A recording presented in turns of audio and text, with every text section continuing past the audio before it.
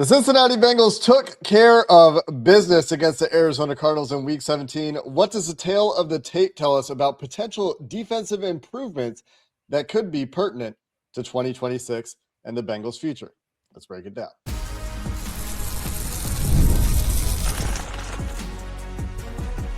You are Locked On Bengals, your daily Cincinnati Bengals podcast. Part of the Locked On Podcast Network, your team every day. What up, Bengals fans, and welcome to another episode of the Locked On Bengals podcast, part of the Locked On Podcast Network, now the #1 sports podcast network. I'm Jake Liscow, joined today by Mike Santagata, whose film analysis you can find both on Twitter and at BengalsTalk.com. He's also part of our post-game Bengals squad show crew that you might have watched yesterday. And Mike joins me every week to break down the latest Bengals film and at this point in the season, try to find meaning, try to find evaluation notes that are pertinent to the Bengals' future, that are relevant in the long term.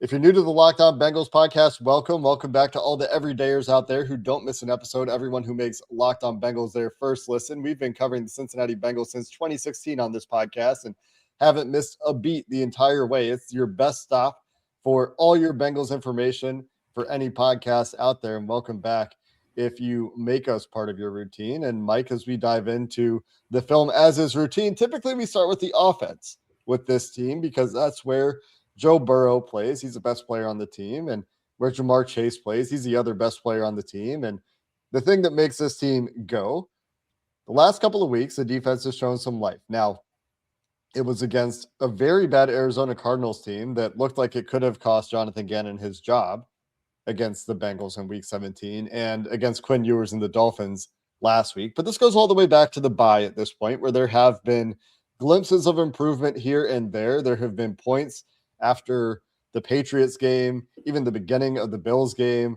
the first half of that Bills game, where I was inclined to give Al Golden some credit for finding some adaptations over the bye week and finding ways to get a little bit more out of these players. Since then, they've been eliminated from the playoffs. They've had some disappointing moments for sure. And a lot of the same questions have been there. I don't think that the offseason priorities have changed in terms of they still need to address every level of this defense. But how much do you take away from this game and what we've seen in the second half of the season since that bye week and think maybe there has been some progress? Is there anything that stands out to you that is not potentially a late season mirage? I think the first thing is the improvement of these linebackers. We kind of talked last week how they went from worst in the league to just like they're not good, but they're rookies. They're still not performing at a level you would hope for, but it's not as bad as it has been. I think this week, Barrett Carter, specifically Demetrius Knight too, they were actually pretty good. They had their first game that I categorize as pretty good. I didn't feel like they were, as fooled by play action. You didn't see them into the offensive line and not able to get back to their coverage responsibilities. Actually didn't see them take too many steps forward at all. So they're not really roboting out of there either, which is rolling back and trying to find your guy. And instead, they're just kind of sit and wait, kind of shuffle, maybe take a step or two forward, see his play action, okay, back out. And they were actually pretty fast about recognizing the play action. So I thought that was a marked improvement in this game. They ended up, Carter ended up with like a PBU against a running back, and that stuff's great. But I think what's really an improvement is just recognizing the play action, because that was killing them every week. It was the Ravens game, first play of the game, play action, over route to a tight end. And then it felt like every week there, the Bills game, a ton of it, play action, just throw it over at the tight. It was just such an easy way to earn chunk plays against this defense. And it's because the linebackers become flying up and couldn't get back to their coverage responsibilities. So here, and it could have been the Cardinals. Maybe they don't sell it as well. Maybe they're just more worried about Trey McBride over routes than they are the Cardinals running game, which me too. But overall, that a much better version of themselves at taking on play action. I thought they've done a better job of tackling the last couple of weeks too. They're not at the top of the missed tackle leaderboards lately. So some improvements, I think, if you're looking at these linebackers, is okay. Could could at least one of these guys be in the rotation for next year or on a average or better quality defense? And now I think you're starting to see some reasons to say, like, yeah, that might be true. If they can play more disciplined against play action, and if they can tackle, that's better than what we've seen from them essentially all year. And there have been, to their credit, weeks before this week where we've said, yeah, there's some improvement in tackling. It's getting a little bit better for those guys. There's still moments that they would like back, I think, every week, but they're starting to flash a little bit. And if there are sustainable improvements in this team's approach to defending play action, and specifically the second level's approach to defending play action, I've said every week, and certainly this week, Harold Fannin may or may not play for the Browns in week 18. So we'll see if I'm saying it next week. But if Kevin Stefanski doesn't go to that well, I'm shocked we didn't see the Cardinals go to that well a little bit more. Maybe they did, and it was just well defended. That PA over to the tight end has been there all year. Like you said, I've said it in every single preview. Are the Bengals going to be able to defend the PA over this week? Like, since this became a thing for them, the last handful of games. And this week, I thought they had a pretty good plan for Trey McBride. That featured a lot of Dax Hill, who had an excellent game. Would like to talk about his contributions. DJ Ivey has been playing a lot against tight ends as well, and they didn't really feature him as much in this game, but he later had a pass breakup on Michael Wilson, who's been taking the NFL by storm this year. So shout out to DJ Ivey. But talk to me about Dax Hill, who looks like he's really settled in at outside corner. Zach Taylor in his press conference on Monday said, I think Dax Hill's best position is outside corner, which I've been asking this team to do since they drafted him. My opinion when they drafted him was, you can go find this episode, I'm sure. Let him try it outside corner, and if it doesn't work, move him. And instead, the Bengals have kind of done the exact opposite and tried him everywhere else, and now he's landed outside. But how was Dax in this game? How did they use him, and why was he so good? Dax was awesome in this game. This felt like the same. I had the same feelings for Dax in this game as I did DJ Turner against the Packers. Now, Turner had more pass breakups, but Dax, to me, faced harder competition, too.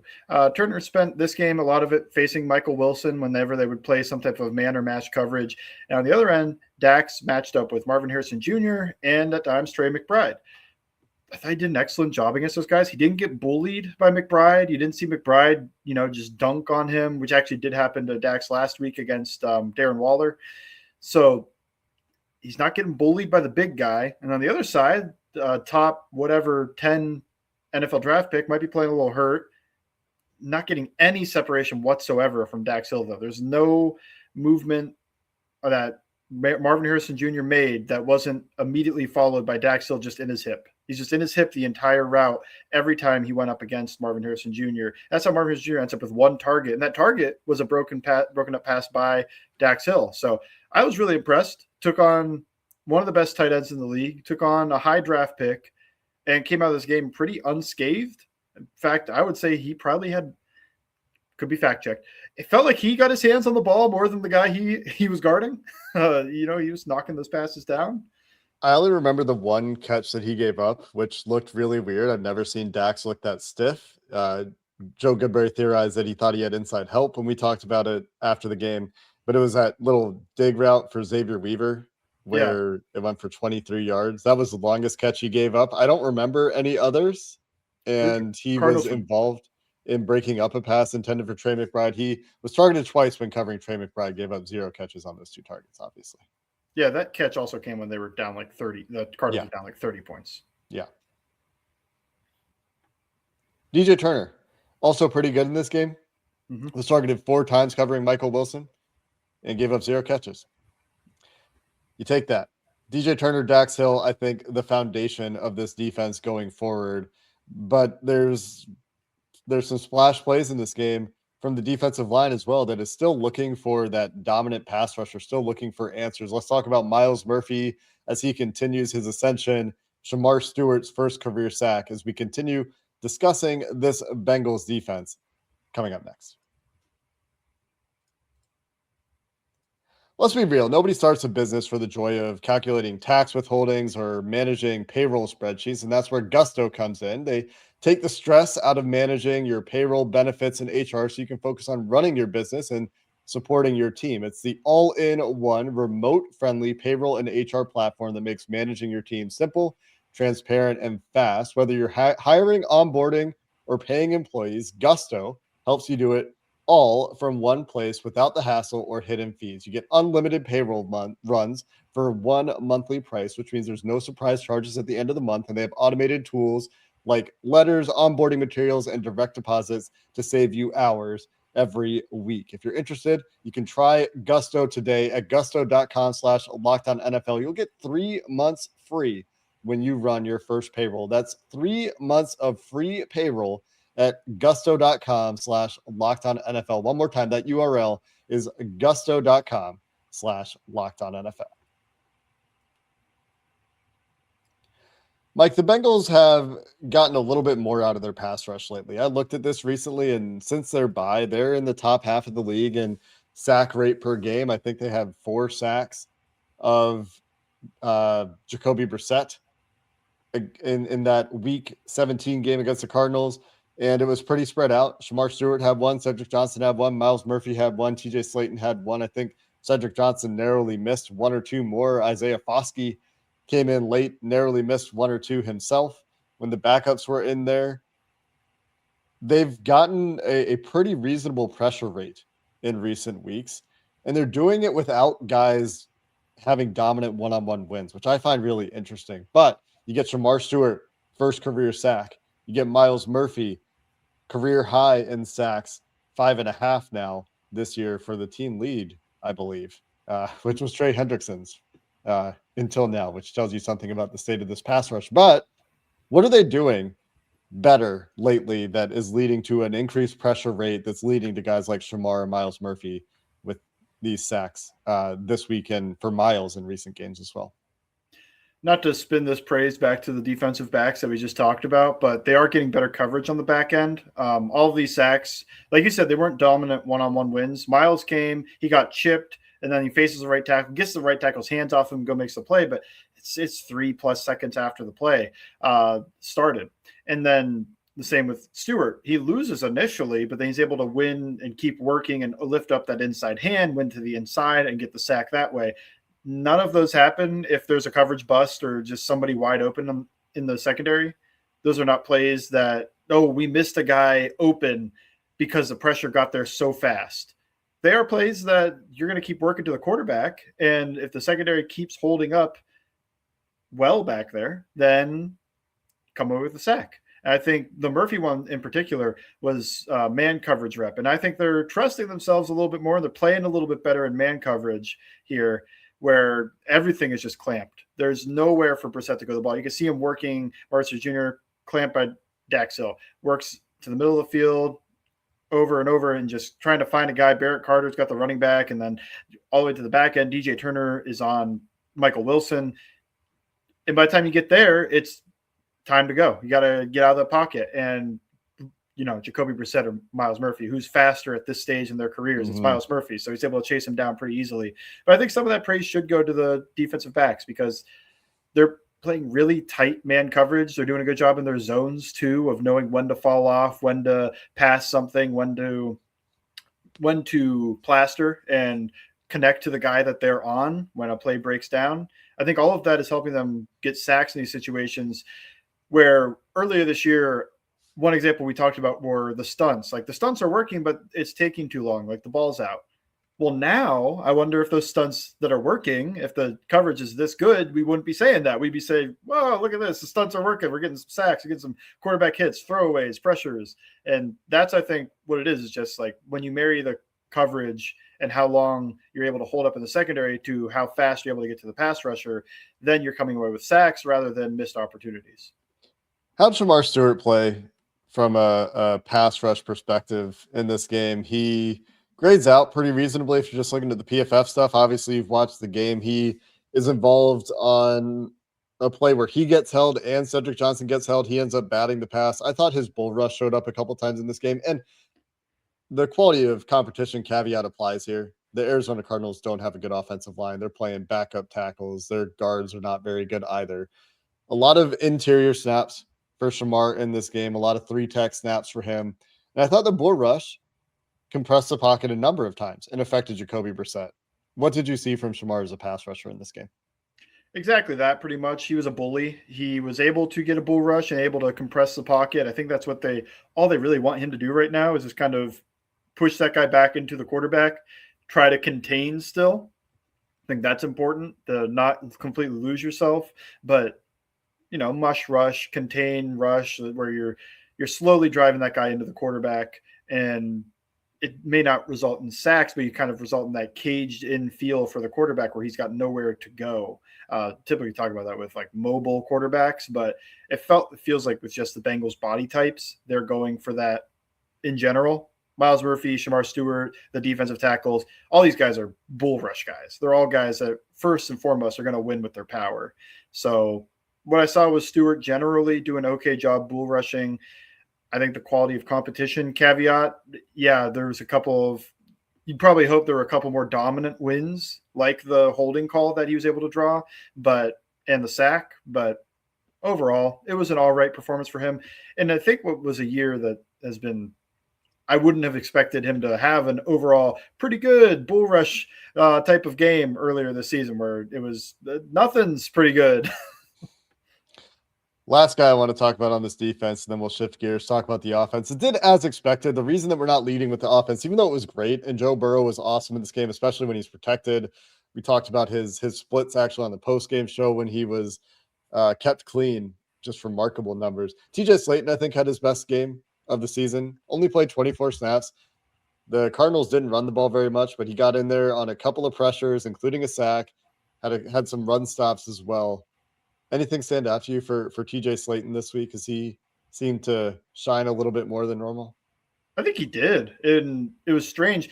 He was eating double teams. He was just doing a lot of traditional nose stuff, first and foremost. Ate some double teams, got some knockback, got a couple of run stops that way, which you don't always get as a nose tackle. A lot of times you are the grimy role player. That is the reason Ray Lewis has 175 tackles this year, where that felt like Syracuse's role back in the day. Yeah. It's also why Logan Wilson and those guys got a bunch of tackles with DJ Reader, but did a great job of just being the cog. But he was a little bit more than that this week, where he's making the play too. Get double team, hold your ground. That guy leaves, I'm going to shed this block and go make the play. Get a knockback when I'm singled up one-on-one. Go make the play. He also had what could be considered a coverage sack because it came a little later into the down, so you credit some of the coverage, but also – he kept working. He kept working and got to the quarterback, because there were plays against the Bills. Don't disparage coverage sacks. Plays against the Bills, I remember, it's like 6 seconds, and the coverage just can't hold up that long. So you do still have to get there. I think it still deserves some commendation for being able to get to the quarterback and work there in 3.5, 4 seconds, because it's not a given. So he was able to keep working, get a sack that way. I don't think he got too much pressure in general, but he did generally just kind of occupy some blockers in the pass rush scheme. Sometimes got a little bit of push. It's kind of the role of a nose tackle in a pass rush, where you're really not designed to be dominating up front. But yeah, I think it was his best game. Shout outs to TJ Slayton. I mean, a bunch of guys are going to show up in games like this. These are games that the Arizona media is talking about Arizona quitting on John Gannon, talking about Gannon losing his job because, like, the Cody Ford catch, for example, and like that moment, while it was really fun for us watching that and knowing everything we know about Cody Ford and, being the biggest wide receiver ever, 345 pounds, the heaviest guy to ever have a 20-plus yard play as a receiver in NFL history, probably in any capacity as a ball carrier in NFL history. I don't remember specifically, but it was equally as unfun for Cardinals fans who a lot of them, if they were still on the fence about the future for Gannon, I think, made their decision in that moment. Mike, let's finish the show with the offense that, once again, the expectations were that they would look like this. They punted the ball once. They kicked one field goal. Besides that, when the starters were out there, they were perfect on offense and looked at times like it was very easy. And that's what it should look like a lot of the time. It's nice to see that it can look like that against some of these bad teams. We'll finish up with the offense coming up next. This episode of Locked On Bengals is brought to you by Prize Picks. Whether you're starting a new routine or jumping into player projections for the first time, trying something new can feel like a challenge. But with Prize Picks, it always feels good to be right with high pressure football matchups for week 18 and into the playoffs. Basketball action going in full. The action never slows down, and Prize Picks lets you stay in control. It's a daily fantasy app that makes watching sports even more exciting by letting you build lineups based on player projections. There's no drafts, there's no waiting. Just pick more or less on your player projections and play your way.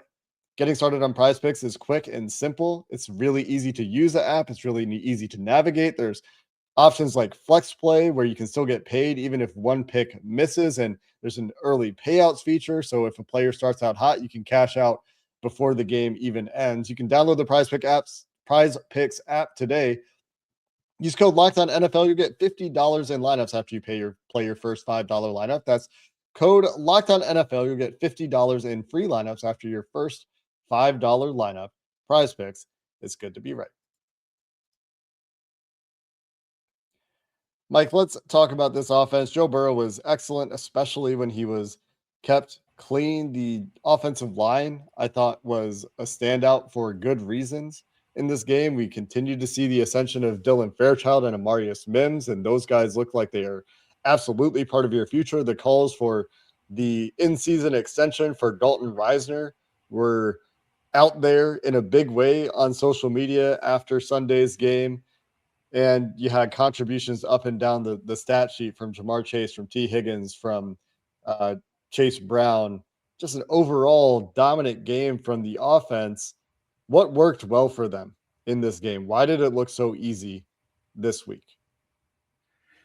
Well, the run game was working really well. I think that's the first thing. When you can run this well from both shotgun and under center, it makes life easy.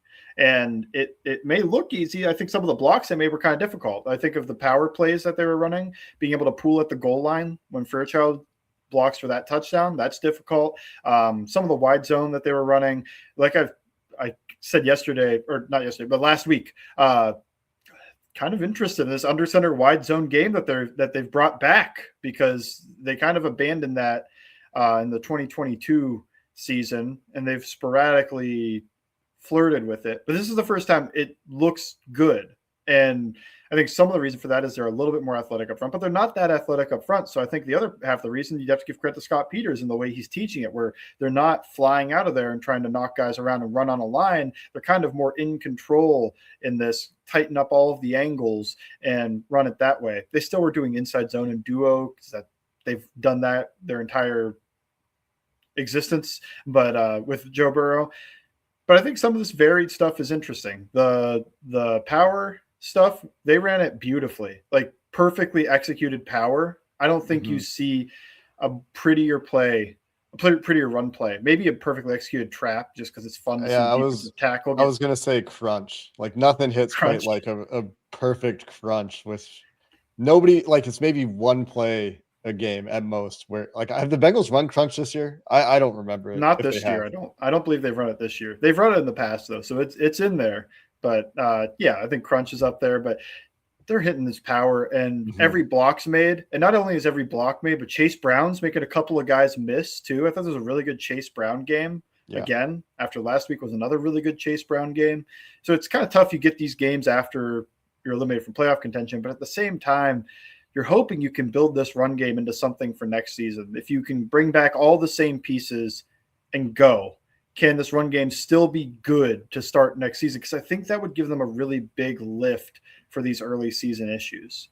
And in the passing game, you have the assistance of the run game working, which is tying the hands of the Arizona Cardinals a little bit. But Cardinals play a ton of cover 2, and that's the general answer to keep a cap on things for Joe Burrow in this offense. Wasn't a ton downfield in this game. The T. Higgins deep balls, one Joe Burrow misses on the out and up. I think he took an extra hitch. We looked at that play before we started recording. Drops it in the bucket on the left sideline. It looks like a 9-8-9 kind of play that he fits in. It's like an invert 2 that they get. It's a pretty insane throw to try, but with the corner who's playing the deep half, because it's invert 2, his hips are facing the inside of the field. Burrow sees an opportunity to fit a ball in there, and he does. That's an awesome throw. Besides that, it just felt like Burrow knew exactly who was going to be open. There wasn't a whole lot of contested ball in this game. maybe the most contested catch was on the first drive, which is Ja'Marr Chase on that dig route to convert a third down that Burrow fits into a tight window. But when he was clean in this game, just to repeat the stats, I mean, he threw one incomplete pass in this game, which I'm pretty sure is that sideline ball to T. Higgins on the out and up. He's 23 of 24 on his clean drop backs for 96% completion percentage, 12.2 yards per attempt, 293 yards, 2 touchdowns. No turnover worthy throws again this week for Joe Burrow. What was working well for this passing game? Why was it so easy? Because the Cardinals, like, they have a couple of decent corners, but no real shot against Joe Burrow this week, Ja'Marr Chase, T. Higgins. Burrow always had the right answer, at least when it was available to him as a possibility, which when he was kept clean, pretty much always was an answer there for him, even on the play that he missed, like you brought up. If it is that one, the answer was there, just didn't make the exact, right throw. He's a little bit late, a little bit short on it. So I think he was good. Passing offense is always going to be good passing defense. The way the rules are stated in the NFL, the way everything is slanted, if you can be perfect in the passing game, you're going to beat whatever coverage is thrown at you. If you can read it out, get through any disguise, which it felt like the Cardinals were, despite the run game for the Bengals being very good, they never sold out to stop the run. And that's part of the reason why the run game is probably very good. It's a little easier to block with one less guy down in the box. So they're selling out to try to stop this passing attack and definitely keep a cap over the top of it with the safeties. Didn't matter. It's the good passing offense is going to win out. And I think another thing that Burrow did well in this game was using his cadence. And reason I bring that up is just a 3rd and 5, getting a guy to jump and pick up a free first down is up there, but also gets these pass rushers a little bit on their heels. So it's part of the reason that maybe all of these offensive linemen had such good pass blocking performances in this game. Part of the reason for that is the guys weren't getting great jumps. Burrow's at home. He's able to use his cadence, able to vary it up, able to change it, use a hard count here and there, and not just do it on 4th and 1. I think that is also key, not just going out there on 4th and 1 at the 45-yard line and then perform your first hard count of the day. We were finally spared the throwaway 4th down, 4th and 5 or shorter. Joe Burrow goes out there, yells a bunch, and the Bengals burn a timeout play. Way to go, Bengals. They did on 3rd and 5, and they got the guy to jump because that's a situation you actually are trying to they're going to snap the ball. They are going to snap it here. Yeah. So it makes sense. You gotta have those in your tool belt. I think one thing that'd be nice is it's tough with Burrow, but if they could ever cheetah count it, where they break and they kind of did that on the quarterback sneak. Quarterback sneak. Yeah, go up there. Once the center touches the ball, just snap it. Yeah, and Arizona wasn't set, which is another moment in this game where I was like, for Gannon, like for the Cardinals, like you're not getting set fast enough on a QB sneak on 4th and 1 near the goal line. Like, what are you doing? But it was quick. They broke the huddle, sprinted up, snapped the ball immediately. So I think that's some of the, if we're going to not take the Gannon approach, we take the Bengals approach. Hey, good job, Joe Burrow, using that cadence for sure, and changing it up. So I think that stuff sometimes doesn't get the credit it deserves, just all of the work he does pre-snap, and his cadence is one of those things. Yeah. Offensive line in this game, we've alluded to it a little bit here. Dylan Fairchild and Amarius Mims continue to show ascension. Amarius Mims has been on an absolute heater since Joe Burrow returned to practice before the New England Patriots game, and that's obviously a game after the bye week. Has his highest graded run blocking grade, I think, in his NFL career, according to PFF. Yeah, just confirmed that one. An 85 run blocking game for Amarius Mims. That's just a PFF grade. You've obviously watched a film, and that's why you're here. Does that check out with what you saw from Amarius Mims and Dylan Fairchild in this game? Yeah, I think especially for Mims and run blocking, there were a couple of plays that were just kind of, catch your attention type of plays where he's on the backside of wide zone on one rep. And he's able to drive that guy the whole way down the line. There's another play where they're running power. Part of that is that you have to be able to hit that double team and get to the backer so that there is a clean pool for Fairchild going to the right. And I think there's a couple of reps in duo and inside zone where you just see a lot of movement from Amarius Mims. And like I've said, last year felt like baby deer in the run game. Just had no idea where his assignment was, especially if there's any type of movement or weird front, and it just wasn't how maybe you draw it up on a chalkboard. Felt lost. Now it feels like movement, nothing bothers him. He is processing really well. He's able to get to his assignment quickly. And now he's not able to just get there quickly and use his athleticism, but I think he's also using that size and power to displace defenders. I've been really impressed that, yes, he's been a good pass protector, but I've been really impressed in his run game because of where it was last season and early this season compared to where it is now. Yeah, we're fully in on the Scott Peters stock at this point, getting the best out of all of these guys. Dalton Reiser's having the best year of his career as a run blocker and continues to be a steady pass blocker. The chemistry between Reiser and Mims seems to be really good. Fairchild, we talked about him driving Calais Campbell 5 yards down the field on a 7-yard Chase Brown touchdown run. Awesome play for him there. Generally a really strong game for Reiser, despite him giving up, I think, one sack ends up on his plate, but it's really not him. It was pressure from elsewhere but anyway, overall, this offensive line has really come together. Really appreciate the job that Scott Peters has done, the job that the players have done to get there, hitting on the draft picks with Amarius Mims and Dylan Fairchild. We can credit them for those couple of hits, I think, after the process in this draft. To skip out on Tate Ratledge in the second round and go Dylan Fairchild in the third round was under a lot of scrutiny at the time. At least Dylan Fairchild looks like a guy. At least you got that part of it right. Would it be great to have both of them? Probably, but at least also Dalton Reiser's kicking around and you're getting really good play out of him. And we'll see if there is an extension there.